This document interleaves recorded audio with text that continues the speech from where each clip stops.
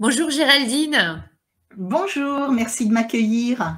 c'est un immense honneur, un plaisir de vous recevoir aujourd'hui pour ce podcast autour de votre livre Comment accéder à vos annales akashiques, un manuel pratique pour ouvrir les portes de votre passé, présent et futur. Alors vous êtes médium karmique, renommé, auteur de livres comme Sortie consciente hors du corps, Comment vous libérer de vos contrats d'âme, Vivre enfin sereinement, votre relation de flamme jumelle et j'en passe. Vous êtes également créatrice d'oracles au rang de best-seller, enseignante spirituelle et conférencielle. Merci beaucoup d'avoir accepté mon interview sur cette chaîne. Alors avant de rentrer dans le vif du sujet, Géraldine, au cœur des annales akashiques évidemment, j'aimerais que vous puissiez parler un petit peu à nos auditeurs de votre parcours qui est tout à fait impressionnant en matière de spiritualité. Comment vous vous êtes rendu compte que vous étiez médium? Et puis à partir de quel moment vous avez décidé d'utiliser votre don pour guider les autres? Oui, Ambre, alors je pense que je suis médium depuis toute petite, Mhm. mais je ne posais pas évidemment ces termes-là quand j'étais toute petite, mais je me rappelle déjà qu'à l'âge de, je sais pas, 7-8 ans, partie de billes dans une cour de récréation, je savais sans jamais me tromper qui allait gagner la partie. C'était une évidence pour moi. D'ailleurs, ça énervait beaucoup les autres. Et puis, bon, à partir de 12 ans, j'ai commencé à faire de l'écriture intuitive. Voilà, je captais des choses. Mes deux grands-mères, dont une particulièrement était médium, je voyais des choses dans sa vieille maison, sa vieille ferme, etc. Voilà, donc j'ai toujours eu des prédispositions pour faire des rêves prémonitoires, par exemple, pour avoir des infos qui me viennent, etc. etc. Après, pour autant, j'ai embrassé, on va dire, une carrière juridique, puisque j'ai fait des études de droit. J'adore le droit. J'ai bossé dans une compagnie d'assurance à faire du juridique pendant quelques années, plusieurs années. Et donc, voilà. Donc, mais je crois qu'au niveau de notre âme, quand notre âme est revenue pour un tel chemin de vie, pour tel ou tel chemin de vie, eh bien, à un moment ou à un autre, il y a des choses qui se passent pour que ça s'emboîte de nouveau sur la route que normalement on doit suivre. Et donc, par un concours de circonstances favorables, j'ai quitté cette compagnie d'assurance. Je rêvais de m'installer en tant que médium, etc., mais ce n'était qu'un rêve. Et puis finalement, c'est devenu une grande réalité qui m'a complètement dépassée, puisque je suis vraiment dans mes missions de vie et d'âme aujourd'hui. Je dois donner des enseignements à travers tous mes livres. Je le faisais au travers de stages avant. Et maintenant, voilà, je retransmets pour pouvoir aider. Voilà. Incroyable, incroyable. Alors, dites-moi si je me trompe, mais le mot annale akashique, il est devenu un peu à la mode. On en entend de plus en plus parler.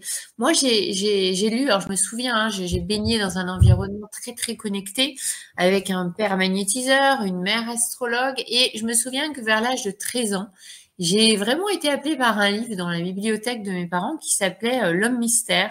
C'était vraiment sur l'autobiographie d'Edgar Cayce. Et puis, il y a quelques années seulement, j'ai découvert un livre, alors je crois que c'était dans Psychologie Magazine pour pas le nommer, qui en fait faisait le parallèle entre le don d'Edgar Cayce et les annales akashiques. Alors je me dis, est-ce qu'on est vraiment tous appelés, est-ce qu'on a vraiment tous ce don? Parce que le parcours de cet homme, il était complètement incroyable et ça me semble tellement fou d'accéder aux annales akashiques. Alors, alors au contraire de moi, vous avez eu la chance de baigner dans un univers déjà connecté, alors que moi, mes parents, mon père surtout, était extrêmement rationnel, complètement agnostique.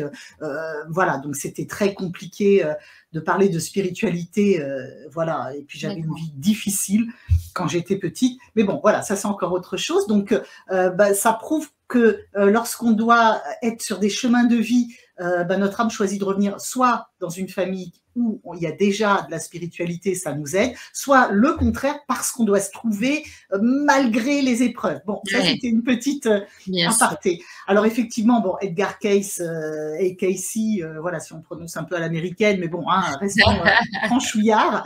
Donc Edgar Cayce, effectivement, était un être exceptionnel, extrêmement pieux, et souvent c'est vrai que les personnes confondent religion et spiritualité, qui sont deux choses, deux concepts complètement différents. Lui, dans son cas, il était extrêmement pieux. Je crois qu'il s'était fait l'honneur, entre guillemets, de lire, je crois, la Bible au moins une fois par an durant toute sa vie. Voilà. Et puis, il a été rattrapé, entre guillemets, par la spiritualité, par des contacts avec des entités qui lui ont permis de soigner, hein, puisqu'il soignait quand il s'endormait ou quand il était sous hypnose, voilà, pour soigner les autres. Donc, ça, c'était sa mission de vie et d'âme. Et à cette occasion-là, c'est vrai qu'il est allé voir dans les annales akashiques. Il est allé également, évidemment, au niveau de l'Atlantide, hein, il a fait énormément de cahiers là-dessus, sur l'Atlantide, mais c'est encore un autre sujet. Et il combinait ça avec sa croyance, sa foi en Dieu, en disant que c'est Dieu qui le voulait ainsi, parce que évidemment les annales akashiques notamment, parler même de l'Atlantide, etc., sous-entend qu'il y a de la réincarnation, c'est-à-dire qu'on s'incarne, que notre âme s'incarne dans différents corps pour vivre des expériences au fil du temps. Voilà. Donc ça le gênait, puisque il était très pratiquant.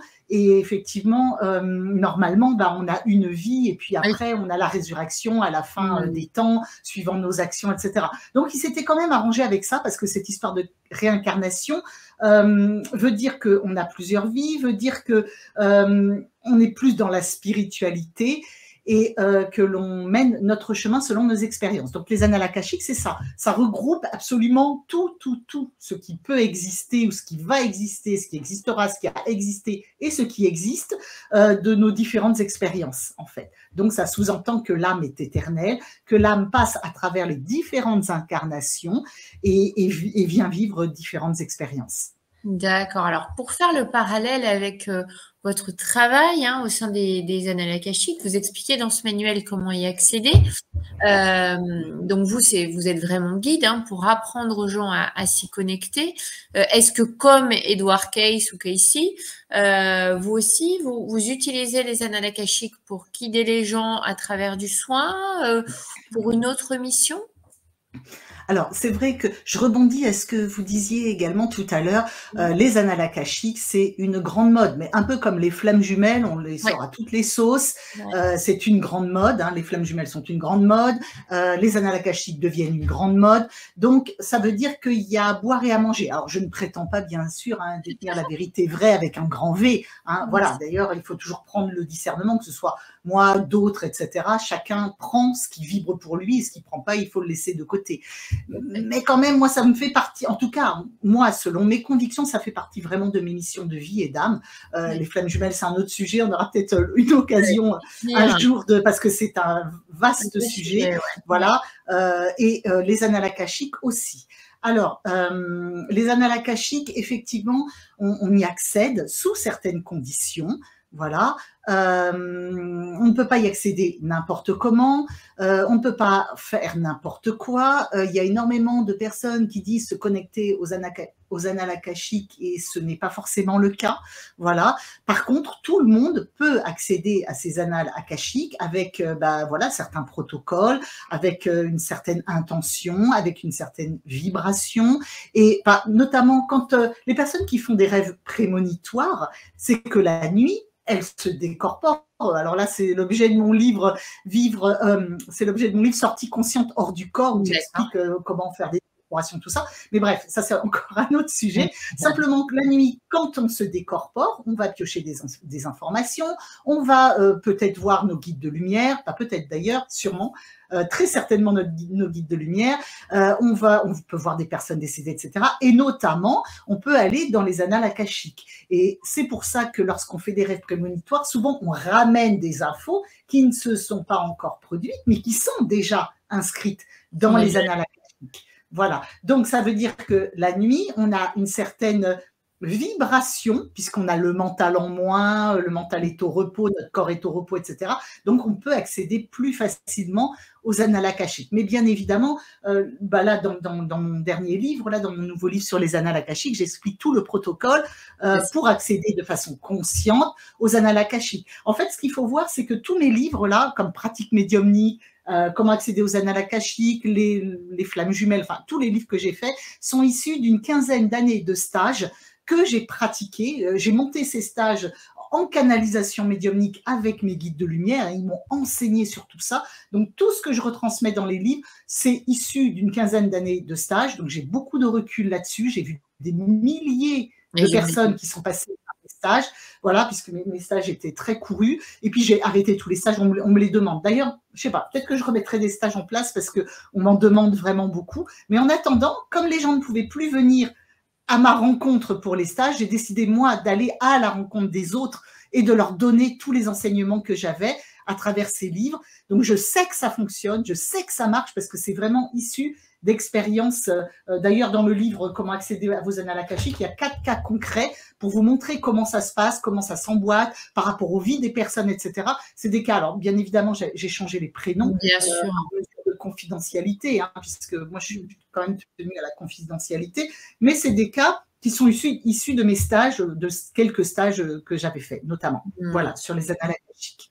Alors, c'est très généreux, hein, Géraldine, vraiment, moi, j'étais très impressionnée. Alors, c'est vrai que personnellement, c'était ma question, vous y avez répondu, vous ne faites plus de stage pour le moment. J'ai tellement le sentiment aujourd'hui, hein, on sait avec la physique quantique, le passé, le présent, le futur coexistent finalement dans l'espace-temps et pas du tout à la manière dont on l'a appris à l'école. Non, exactement. Dans mes croyances, hein, alors je vais dire comme vous, hein, je ne tiens pas la vérité, mais j'ai vraiment l'impression, on sait aujourd'hui qu'on est tous potentiellement clairaudients, clairvoyants, clairsentients, etc., selon la sensibilité de chacun. Alors, je me souviens sur une de mes interviews avoir demandé à Luc Baudin, ben oui, on est tous, alors c'est la même chose, hein, si on passe sur le domaine de l'énergie, puisqu'on est énergie à 99,99%, autant dire 100%, ok, on est tous capables de magnétiser. Pour autant, comme me disait Luc Baudin, c'est vrai qu'il y a quand même des gens qui ont un vrai, j'ai envie de dire un vrai don, on l'a tous, hein, mais un don naturel. Vous parliez de mission de vie. Et puis, il y a des gens qui doivent pratiquer, pratiquer, pratiquer. Et j'avais bien aimé l'image de Luc qui m'avait dit, il y a des Mozart et puis il y a des gens qui doivent apprendre des années et des années au piano. Et moi, c'est vrai, quand j'ai lu votre livre, j'ai trouvé incroyable au niveau des protocoles. Hein. Vous donnez toutes les informations pour vous connecter. Et néanmoins, il y a toujours le petit mental qui dit, moi, sur des sujets comme ça, sur lesquels je me suis, alors en tout cas, pas consciemment connectée aux annales akashiques, je me dis j'ai besoin d'être accompagnée par une femme comme vous qui est un véritable maître en la matière, quoi. Et je me dis, est-ce que vraiment on peut facilement se connecter sans être introduit, sensibilisé? Vous l'avez dit, hein, tout à l'heure, tout le monde ne se connecte pas aux annales akashiques. Alors, on est tous... Alors, je vais reprendre... Déjà, par exemple, on est tous médiums. Donc, les médiums ne sont pas une manne privilégiée de quelques-uns qui peuvent accéder à des infos. Non, on est tous médiums à des degrés plus ou moins divers. Bon, ça, c'est l'objet de mon livre Pratique médiumnique avec énormément d'exercices pour entendre son guide de lumière, se connecter à lui, avoir les infos, faire de l'écriture médiumnique, etc. C'est autre chose. Mais simplement, pourquoi je parle de ça?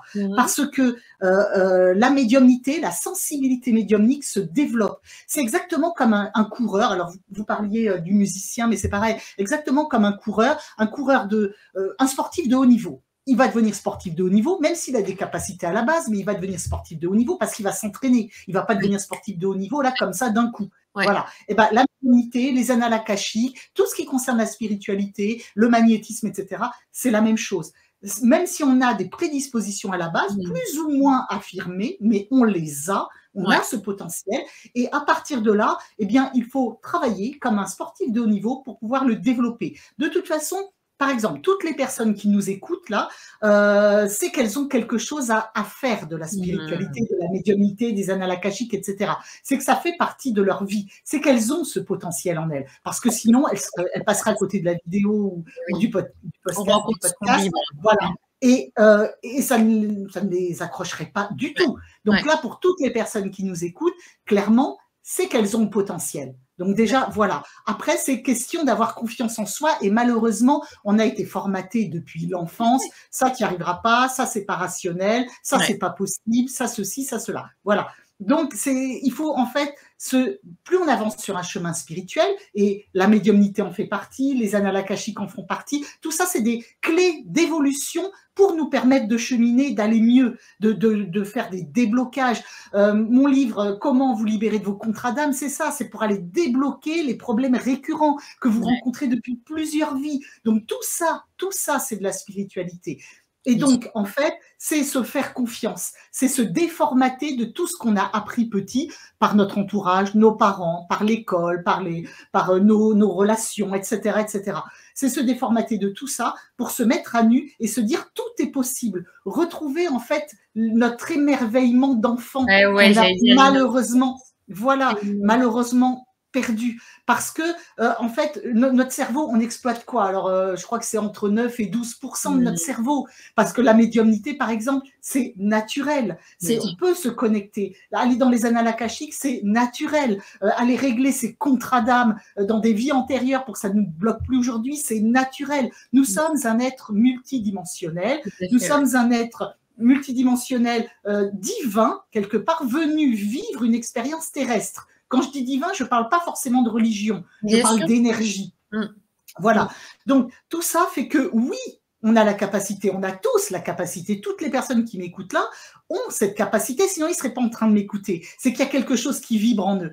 Donc après, c'est juste se faire confiance. Alors, dans le livre sur les annales akashiques, je donne comment gérer le mental, comment faire taire ce mental. Le mental est utile. Le mental est lié à l'ego. L'ego est lié aux peurs. Voilà. Donc, mais tout ça, ça nous est utile, ça nous sauvegarde. Quand il y a vraiment une peur qui est réelle, qui nous sauvegarde d'un danger, bien sûr qu'il faut écouter notre mental. Mais il y a des fois où le mental, il n'aime pas ce qui est inconnu. Donc, on n'est pas forcément en danger, mais le mental ne connaît pas. Donc, du coup, ça fait peur et du coup, ça bloque. Voilà. Et c'est ça qu'il faut déformater, c'est ce que j'explique dans le livre, pour pouvoir vraiment aller dans ces annales akashiques. Voilà. Ouais, vous êtes vraiment connecté avec moi parce que c'était aussi ma question suivante. C'est justement se confronter aux barrières du mental, de l'ego, quand on se demande, est-ce que c'est vraiment des infos que je reçois? Est-ce que c'est vraiment des infos que je vais chercher et que je suis prête à découvrir? Ou est-ce que je suis en train de me raconter tout ça? Alors moi, c'est vraiment ce que j'ai vécu en Équateur. En tout cas, je ne pense pas que l'ayahuasca nous amène à accéder aux informations akashiques. Mais bon, après, c'est peut-être une question de vocabulaire. Moi, pendant très longtemps, j'ai travaillé avec cette plante maîtresse, l'ayahuasca, et je voyais vraiment les informations qui venaient. Alors, après 6 années, j'ai vu que vraiment les choses se passaient et je faisais des liens. Et puis, il y a d'autres moments, je me disais, mais est-ce que c'est moi qui l'ai créé? Est-ce que c'est moi qui ai envie d'entendre ça? Et c'est vraiment difficile, je trouve, de faire la différence, même si au bout d'un moment, on commence à sentir les choses au niveau du corps. Mais comment vous accompagnez, alors à l'époque avec vos stages, puis peut-être maintenant aujourd'hui, les gens que vous guidez de près pour pouvoir accéder aux annales akashiques, comment vous les accompagnez pour vraiment cultiver cette confiance pour dire mais vas-y, fais-toi confiance et lâche le mental? Oui, alors ça, effectivement, je l'ai beaucoup enseigné en stage de médiumnité notamment, et je l'ai mis au travers mon livre, ce serait trop long d'expliquer là, mais dans mon livre Pratique médiumnique, il y a un exercice notamment où on entend clairement quand c'est nous qui nous parlons ou quand c'est un guide de lumière, voilà, à l'intérieur de nous. Voilà, donc ça, voilà, c'est des pratiques à acquérir notamment, mais effectivement, pardon, effectivement, le truc, c'est de se dire, même moi la première, je vous dis, j'ai fait des études de droit, on ne peut pas être plus carré que ça. Voilà. Je suis issue d'un milieu, mon père est complètement agnostique, très intellectuel, donc voilà. Moi-même, je lis beaucoup. Donc, effectivement, je me suis moi-même toute seule en premier posé la question quand je commençais à faire d'écriture médiumnique. Est-ce que je suis schizophrène? Est-ce que je fais un dédoublement de personnalité? Ça me faisait très peur. Est-ce que c'est moi qui m'écris? Est-ce que je capte des entités de base astrale? Qu'est-ce que je capte, etc. Surtout qu'à l'époque, j'étais avec mon ex-compagnon, le père de mes enfants, qui pareil, lui, ingénieur, hyper cartésien, carré et tout. Donc, je ne pouvais pas trop lui en parler parce que je canalisais aussi Maître Jésus. Si je lui avais dit ça, il m'aurait enfermé direct. Donc, j'étais toute seule avec moi-même pour vivre tout ça en disant, mais qu'est-ce que je capte? Est-ce que c'est du bas astral? Est-ce que ce sont des entités qui se font passer pour mes guides de lumière? Est-ce que c'est moi qui m'écris? Est-ce que je fais un dédoublement de personnalité? Est-ce que je suis schizophrène? Est-ce que je me torturais? J'en dormais plus, j'étais vraiment extrêmement mal parce que toute seule avec ça, aucune info, il y a 20 ans, 30 ans, aucune info là-dessus pour savoir faire la différence, pour savoir si, voilà, très très compliqué. Et puis un jour, j'en ai eu tellement ras-le-bol, j'étais tellement en souffrance de me dire, est-ce que je suis médium? Est-ce que je suis schizophrène? Qu'est-ce qui se passe? J'en ai tellement eu marre que je me suis dit, ok, je lâche tout. Je dis, après tout, je fais de mal à personne. Ouais. Voilà. Ce n'est pas dangereux pour les autres. Donc, ok, je prends argent comptant, je prends comme ça vient, je prends comptant. C'est-à-dire que j'écris, bah, c'est que c'est vrai. J'ai telle info, c'est que je prends, voilà, j'arrête de me torturer, je lâche prise et je décide de croire. Et quel retournement s'est opéré, Géraldine? Et donc, et ben voilà, à partir du moment où j'ai fait ça, tout s'est ouvert, un truc de malade. Tout s'est ouvert, il n'y avait que moi qui bloquais en fait les choses, tout s'est ouvert, un truc de malade. Et là, je suis devenue vraiment médium karmique, je commence à voir toutes les vies antérieures, j'ai un truc de fou, de merveilleux, merveilleux. Tout ça parce que j'ai décidé de lâcher, donc c'est mon mental qui mettait la barrière. Donc c'est ça, moi je ne peux que conseiller aux gens à partir vous faites de mal à personne, vous faites du bien, lâchez prise. C'est un bémol quand même, hein. Je m'excuse de vous couper, Géraldine, j'ai envie de mettre un bémol parce que vous peut-être, alors après je pars du postulat qu'on a de pouvoir sur personne sauf le pouvoir que les gens nous donnent.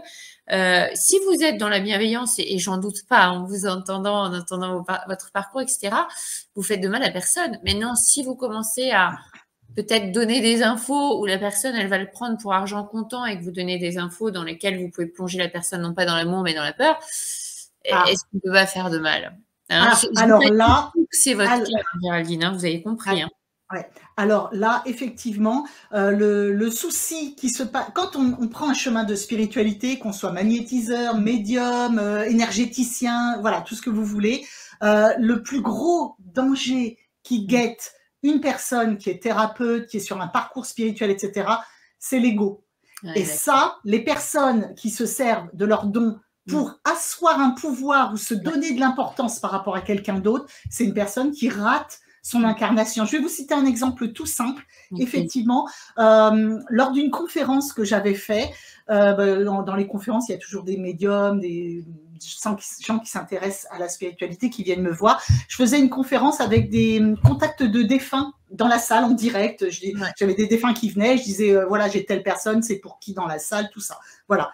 Et à la fin de la conférence, il y a une dame qui vient me voir, elle tremblait, elle était toute paniquée.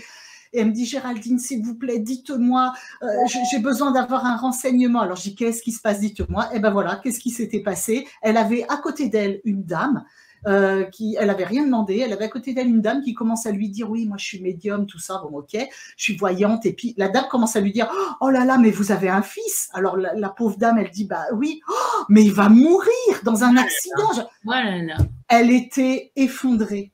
Voilà, donc ça, ce genre de médium ou de voyant, ce sont des personnes qui sont dans l'ego, dans le pouvoir sur l'autre, parce qu'elle a pris un ascendant sur l'autre, elle s'est fait mousser, on va dire. Voilà, parce que honnêtement, que ce soit vrai ou pas, normalement, quand on capte la lumière, voilà, quel intérêt pour des guides de lumière d'aller dire ça à la personne?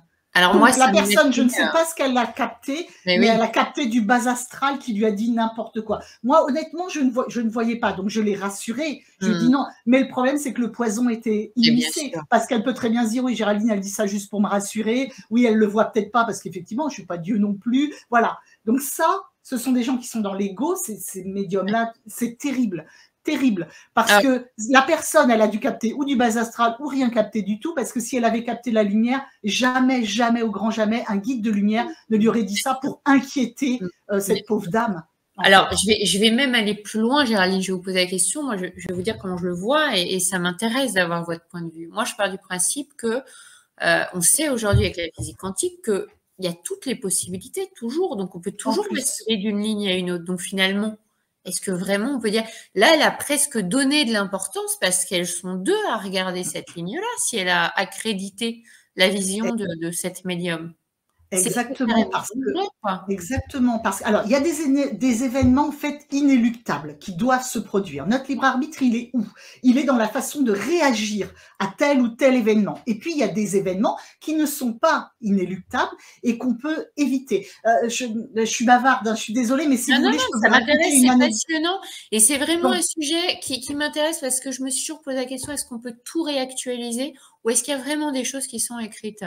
Et qui Alors, sont je vais vous raconter une anecdote que j'ai eue il y a plusieurs années. Il y a plusieurs années, moi, c'est simple, j'ai vu, on m'a donné, enfin, moi, je pars du principe, voilà, quand je fais des consultations médiumniques, de ne recevoir des guides de lumière que ce que je peux retransmettre à l'autre. Un truc que l'autre peut pas entendre, ça me sert à rien de moi m'en encombrer, si ce n'est effectivement être dans l'ego, avoir un ascendant sur l'autre et tout, ça m'intéresse pas. Donc moi, je demande uniquement à recevoir les infos que je peux retransmettre à l'autre. Voilà.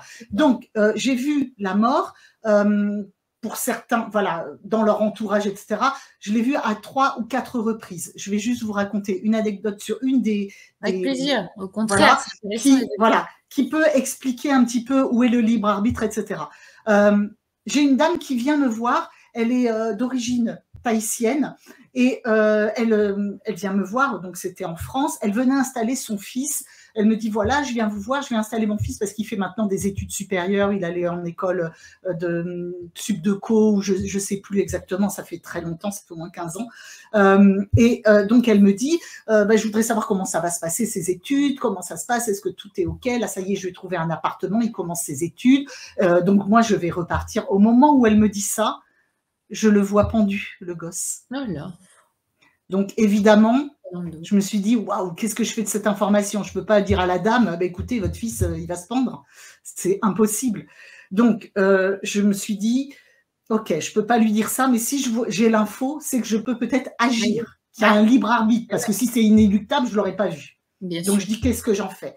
Et donc, en fait, j'ai tout fait, mais absolument tout fait, pour la dissuader de repartir, puisqu'on était donc en novembre, et voilà, il commençait les études, et je voyais que si elle repartait là, il ne s'adaptait pas au climat français, il ne s'adaptait pas à la mentalité française, il ne connaissait personne.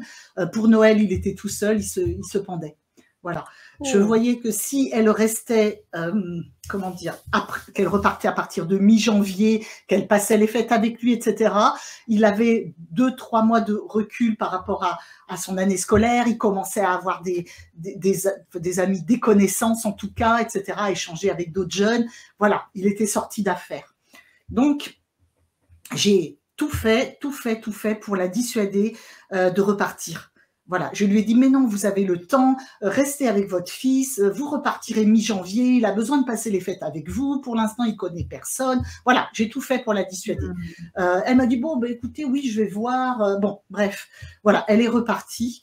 Et au mois de mai l'année suivante, donc, puisque là, j'ai eu la consultation, c'était en novembre, au mois de mai l'année suivante, elle m'a appelée.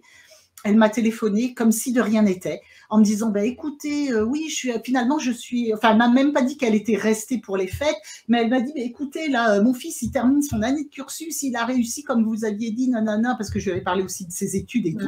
Et donc, j'ai compris que, voilà, et je lui dis, alors, vous êtes resté pour les fêtes? Elle me dit, oui, je suis repartie mi-janvier, vous aviez raison, parce que vous savez comment ils sont, les garçons, ils ont besoin qu'on s'occupe d'eux. Enfin, voilà, elle m'avait…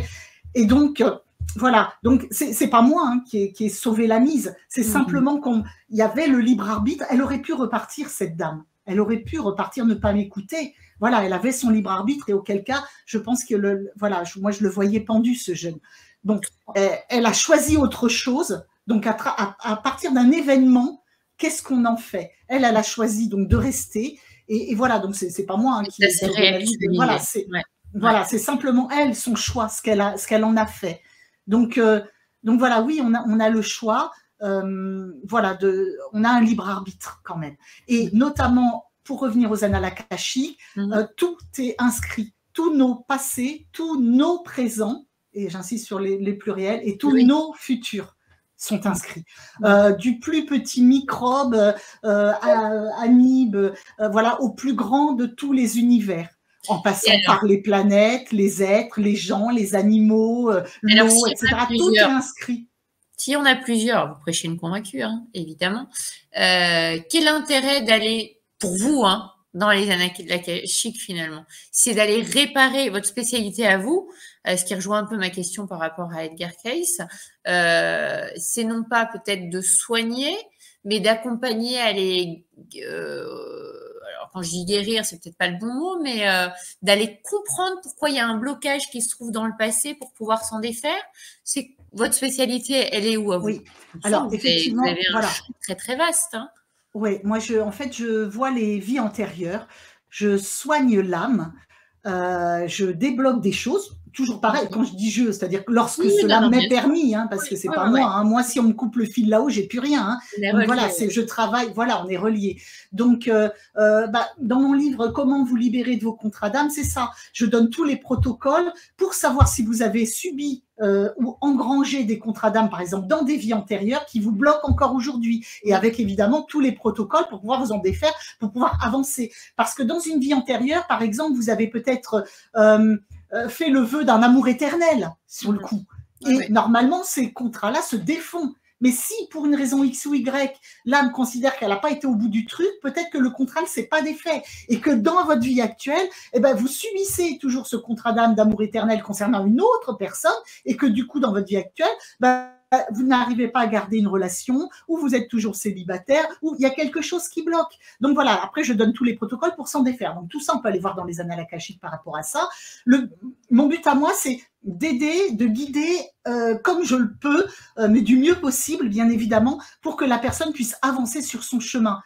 Voilà, se défaire de ce qui n'a plus lieu d'être et qui peut la bloquer dans sa vie. Donc, c'est pour ça que c'est intéressant d'aller voir les nœuds énergétiques entre les personnes, de voir les liens karmiques actuellement entre les personnes, qu'est-ce qui bloque, pourquoi on a vécu ça. Et on voit souvent que c'est lié à des vies antérieures. Voilà, c'est... Ouais, j'ai encore d'autres anecdotes qui me viennent des expériences vécues, mais bon, je vais peut-être pas non plus tout raconter parce que sinon il faudrait une journée. Vous aidez énormément. Enfin, vous aidez. Moi, j'ai adoré la dernière partie de votre livre où vous donnez des exemples concrets. C'est ce qui parle le plus aux gens. Et vraiment, j'ai trouvé ça incroyable, notamment cette femme qui avait une problématique de fibromyalgie que vous avez finalement permis, j'ai envie de dire là, de soigner en libérant, en permettant l'accès à l'information qui lui a permis même de mettre au monde un bébé. C'est absolument magnifique. Ça me parle beaucoup quand vous parlez de contrat d'âme parce que finalement, on en fait, même dans cette vie, qui reste complètement bloquée de manière inconsciente et c'est souvent ce qu'on vient libérer même avec d'autres méthodes comme dans la psychogénéalogie. J'ai beaucoup aimé également, je le dis pour les lecteurs, toute la série de questions que vous donnez pour pouvoir interroger les guides de lumière ou en tout cas les personnes qui vous permettent d'accéder à ces informations dans les annales akashiques. Je l'ai comparé un petit peu à la méthode maïotique qui consiste en un questionnement dont le but est d'amener les consultants à construire progressivement leurs propres connaissances par eux-mêmes grâce à la réflexion, au raisonnement induit par ce questionnement.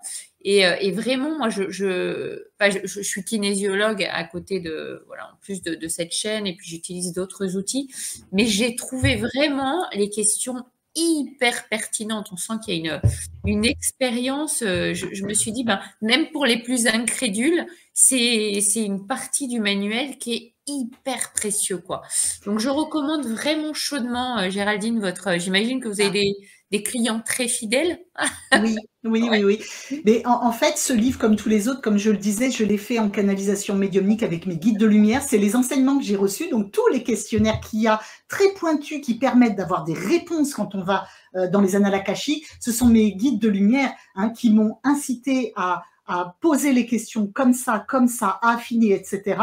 Parce que le but est d'aider. Donc voilà, il faut pas aller voir, il faut pas aller dans ces annales akashiques uniquement dans un but de curiosité, voilà. Mais c'est vraiment un outil de soin et d'aide extraordinaire. Et en fait, quand on va dans les annales akashiques, on interroge qui? On interroge les grands gardiens des annales akashiques, qui sont encore autre chose, d'autres énergies que les guides de lumière, par exemple. Mais ils ont une préscience, ils ont une omnipotence, on va dire ça comme ça, qui leur permet effectivement de vous donner les informations les plus fiables. Alors, comme il y a plusieurs lignes de temps, ils vont vous donner les interactions, les réponses qui vous correspondent le plus. Mais grâce à ces réponses, si ça vous permet d'évoluer, d'avancer, etc., peut-être que 3 mois après, en reposant les questions, vous aurez des réponses complémentaires ou des réponses qui vont légèrement différer parce que vous aurez modifié votre présent, donc votre passé et votre futur. Donc, c'est ça qui est intéressant. Et bien sûr. Parce que le temps n'existe pas, en fait. Donc, voilà. Pas tel qu'on... Oui, tout à fait. Oui, pas tel qu'on le conçoit, en tout cas. Ça, c'est clair. Merci, Géraldine. Merci pour vos lumières. Est-ce que vous souhaitez partager? Alors, j'ai compris que pour le moment, les stages sont en stand-by, mais vous restez ouverte à la possibilité de d'en donner de nouveaux. Est-ce qu'il y a une actualité dont vous souhaiteriez faire part? Un prochain livre en préparation, des prochaines conférences, par exemple? En tout cas, moi, de mon côté, je conseille vivement votre livre. Comment accéder à vos annales akashiques, manuel pratique pour ouvrir les portes de votre passé, présent et futur. Oui, merci. En fait, alors mes actualités, bah, là je sors le 4 avril un tout nouvel oracle auquel je tiens particulièrement. J'ai sorti déjà plusieurs oracles, mais celui-là me tient à cœur particulièrement. Il s'appelle l'oracle Garance. Ah, voilà. super. Alors, pourquoi tout le monde va se dire, ouais, Géraldine Garance, l'oracle Garance? En fait, c'est pas du tout ça à la base. Pourquoi je suis partie, comme tous mes ouvrages, je fais ça en canalisation médiumnique, et me venait en tête une carte, le garant, se porter garant.